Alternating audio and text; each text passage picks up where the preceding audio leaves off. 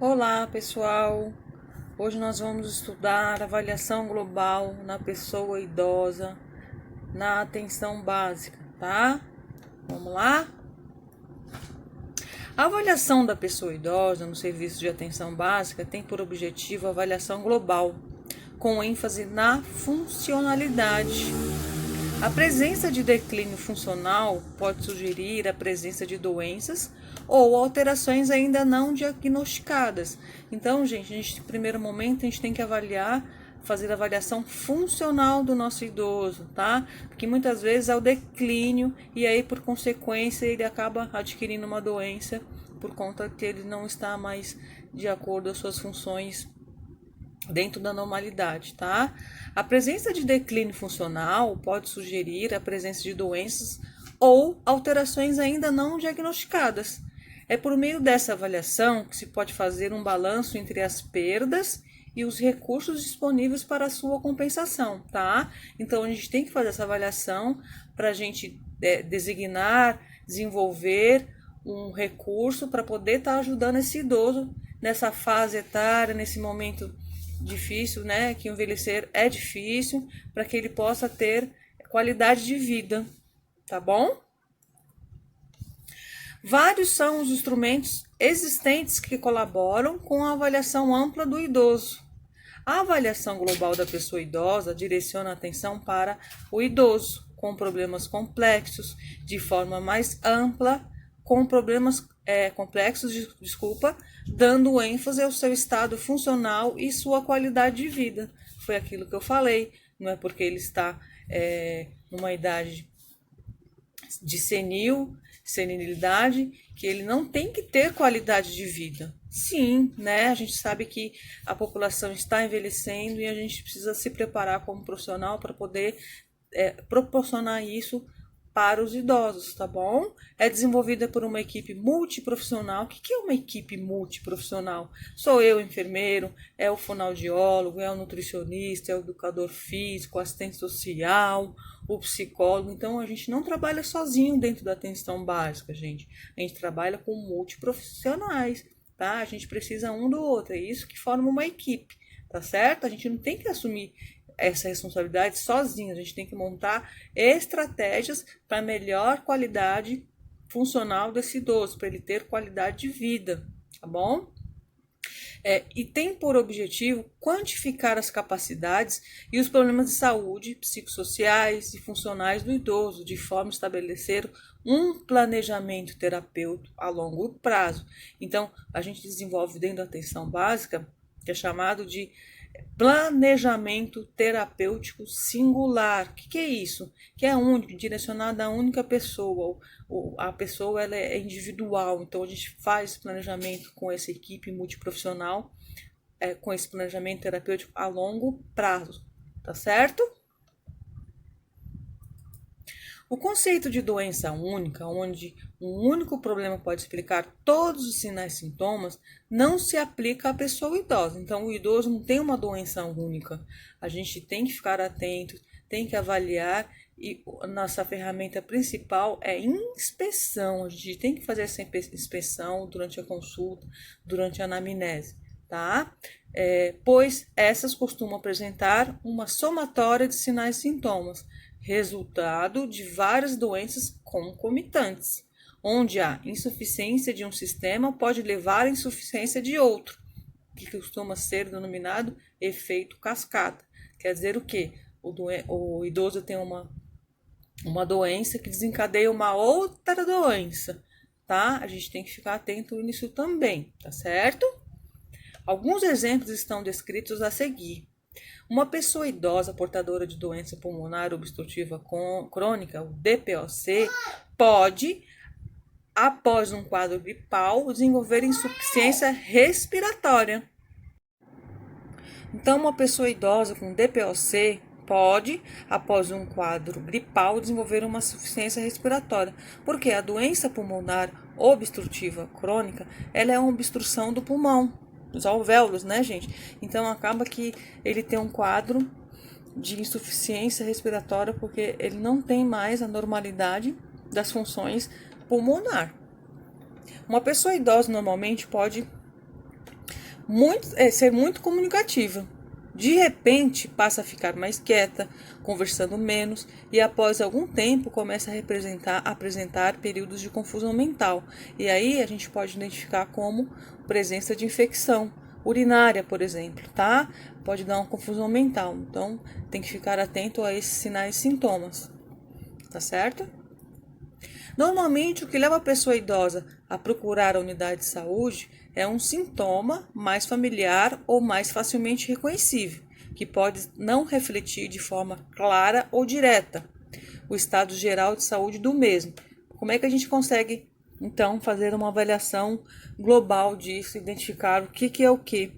A gente tem que ter todo o suporte, né, gente? Para isso, a gente tem que, como enfermeiro, a gente, de acordo com os protocolos da unidade básica, a gente pode solicitar alguns exames, mas para o idoso não. Então a gente tem que pedir para o médico da equipe fazer uma avaliação, pedir exames para fazer diagnóstico, tá?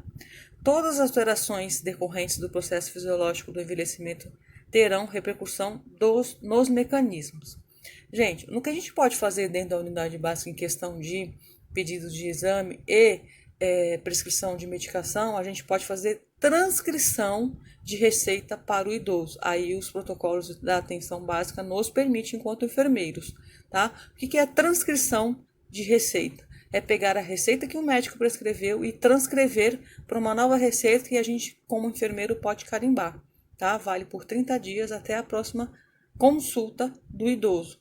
Os protocolos permitem que a gente, como enfermeiro, faça esse tipo de procedimento, tá? Deve-se fazer uma ampla avaliação dos antecedentes diagnósticos, como ênfase nas doenças crônicas que mantêm-se ativas, afecções cardiovasculares, em especial doença hipertensiva, diabetes e suas complicações, déficits sensoriais, auditivo e visual, afecções osteoarticulares e déficits cognitivos, tá? Os medicamentos em uso da pessoa idosa, tanto os prescritos por profissional de saúde, quanto os adquiridos pelo próprio idoso, sem prescrição, devem ser investigados. A gente sabe que o idoso não toma só aquela prescrita pelo médico ou transcrita pelo enfermeiro, como que o vizinho prescreve para ele. Então, a gente tem que solicitar, sim, em consulta, que o idoso fale que tipo de medicação que ele está fazendo uso, tanto o formal quanto o informal, tá? E que ainda traga consigo todos os medicamentos que costuma utilizar, frequentemente e ocasionalmente, tá certo? Especial atenção deve ser dada na prevenção de iatrogenias assistenciais relacionadas ao uso de polifármaco. Quer dizer isso, gente? A gente tem que dar atenção que muitas vezes eles tomam medicações a mais do que eles precisam e aí causam um efeito colateral desses polifármacos, né? Que ele faz uso, ao invés de fazer um benefício, está fazendo um malefício para o idoso, tá certo? Com essa medida simples, é possível detectar o uso de automedicação, a utilização de posologia incorreta, e a utilização de mais de um medicamento para o mesmo objetivo. Às vezes, prescrito por profissionais diferentes. Gente, às vezes ele vai em consulta aqui na UBS, às vezes ele vai lá em consulta no particular, muitas vezes ele paga consulta, então acaba que ele tem 3, 4, 5 receitas diferentes, de medicações diferentes. E aí o que acontece? Ele toma todas. Muitas vezes eles não acreditam que eles têm a doença e aí recusa-se a aceitar que está com determinada doença. Então, por isso que eles procuram diversos tipos de profissionais, tá? Então, cabe a você, enfermeiro, durante a consulta, trazer esse idoso, criar o vínculo e arrancar tudo que você puder dele de informação, tá certo?